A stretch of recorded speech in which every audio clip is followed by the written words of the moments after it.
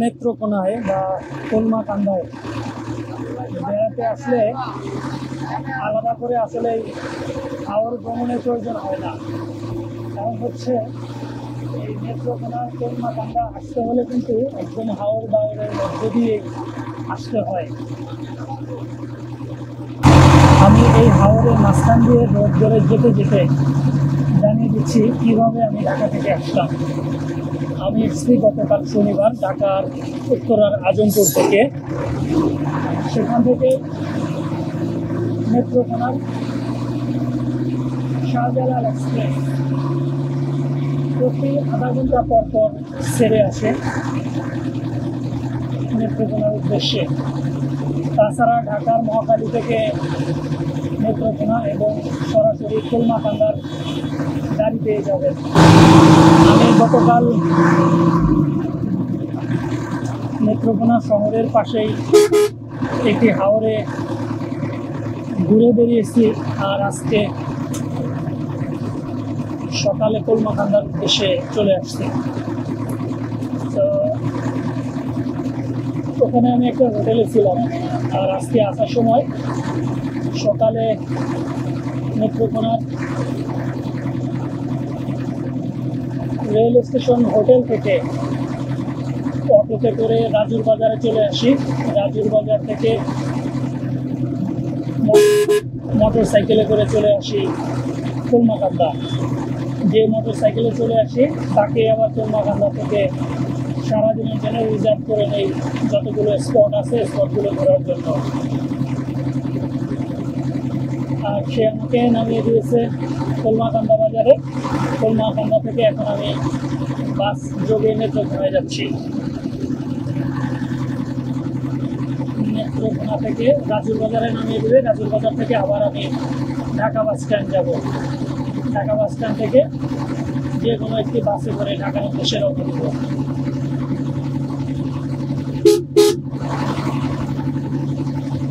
কেউ চাইলে সরাসরি ঢাকা থেকে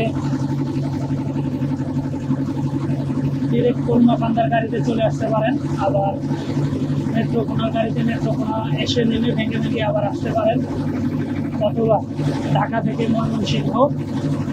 ময়মনসিংহ থেকে ভেঙে ভেঙে আবার নেত্রকোনা হয়ে কলমাকান্দায় চলে আসতে পারেন।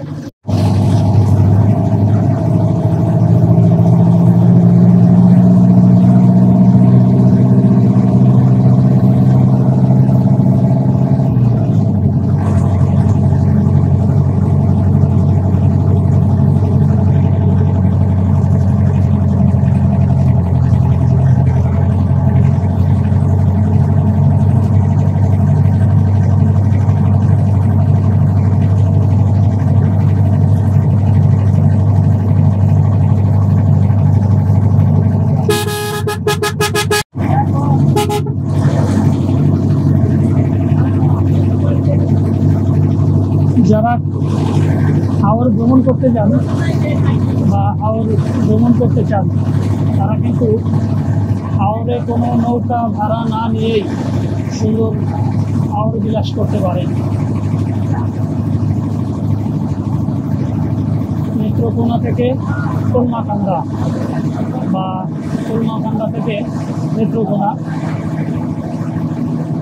31 কিলোমিটার যে রাস্তাটা আছে এই রাস্তাতেই কিন্তু হাওর ভ্রমণ করতে পারেন বাসে চড়েই।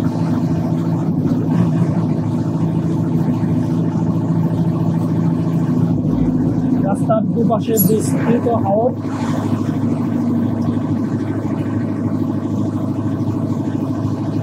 মাঝে মাঝে কিছু বাড়ি ঘরের দেখা পাবেন অবশ্য। দুর্গাপুর, কলমাকান্দা আর হচ্ছে মহেশতলা, পাঁচগাঁও সব হচ্ছে এই রোডটাতে নেত্রকোনা থেকে কলমাকান্দার মধ্যে।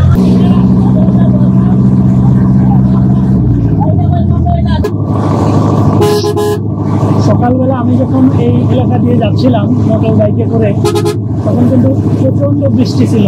বৃষ্টির মধ্যে ভিজে ভিজে যাচ্ছিলাম আমি, ভিডিও করা সম্ভব হয়নি আপনাদের জন্য।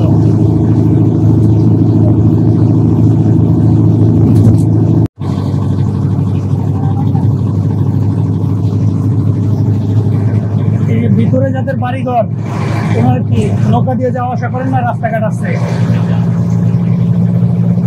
নৌকা দিয়ে যাওয়া আসা করেন, তাই না? ছোট ডিঙি নৌকা, যার যার পার্সোনাল প্রত্যেক পরিবারে নৌকা আছে, ওগুলোতে যাওয়া আসা করেন।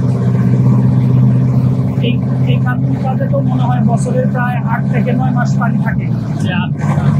শুধুমাত্র এই ধানের চাষটা আপনারা করতে পারেন এই জায়গাটাতে।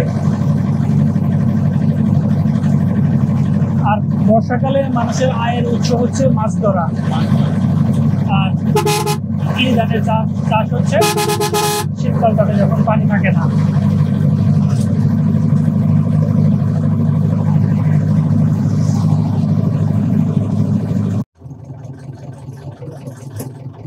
এলাকার নাম কি 10 ধার? 10 ধার নামকরণের কি কোনো ইতিহাস আছে নাকি?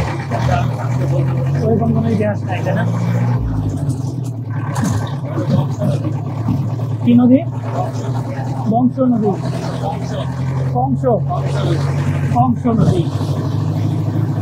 চমৎকার, নদীর উপরে ব্রিজ।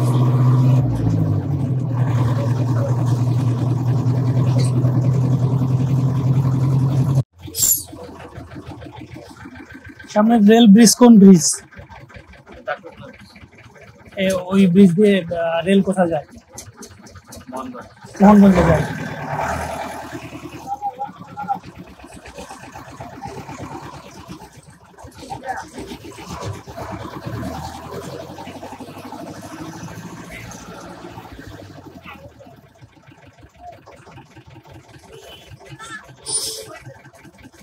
নিচে এটা বাজার, তাই না ভাই? বাজার ঠিক বর্তমান বাজারের মতো, লোকজন এই যে নৌকা করে এসে এখান থেকে বাজার করে আবার নৌকায় চলে যেতে পারে। দেখতে পাচ্ছেন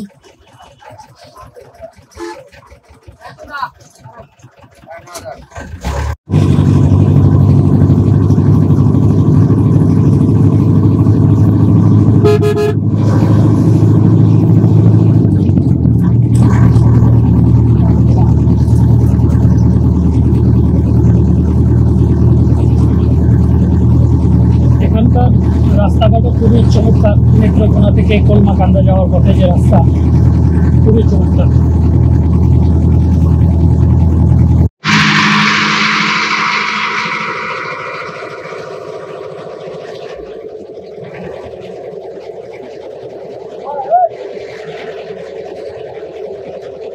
প্রকৃতির অপরূপ সৌন্দর্য ঘোরা হাওরের মাঝখান দিয়ে যে রাস্তা চলে আসছে, সেই রাস্তা ধরে আমরা দেখতে দেখতে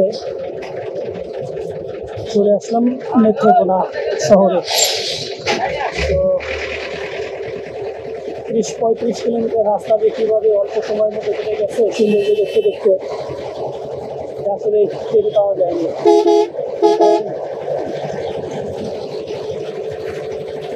যারা আসতে চান আসতে পারেন এই সৌন্দর্য যারা নয়নাভিরাম নেত্রকোনা দেখতে। যেহেতু শহরের মধ্যে চলে আসছি, এটা হচ্ছে রাজুর বাজার মোড়। এখান থেকে মোটর সাইকেল, সিএনজি এবং সামান্য একটু সামনে থেকে বাস পেয়ে যাবেন কলমাকান্দা যাওয়ার জন্য।